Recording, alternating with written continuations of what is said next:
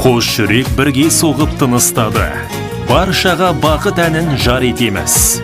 Достарды, жора жолдас туыстарды махаббат думанына шақырамыз. Құрметті тойшыл қауым, сіздерді ұлымыз Алмас пен келініміз Насихаттың отау құрған тойының құрметті қонағы болуға, үстіміздегі жылдың 7 қараша күні сағат 17:00-де салтанатты кешіне шақырамыз.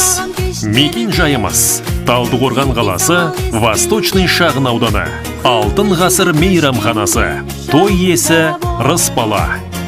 Ұлы тойдың келдіргендей орайын, қуанышқа толып жатыр маңайым.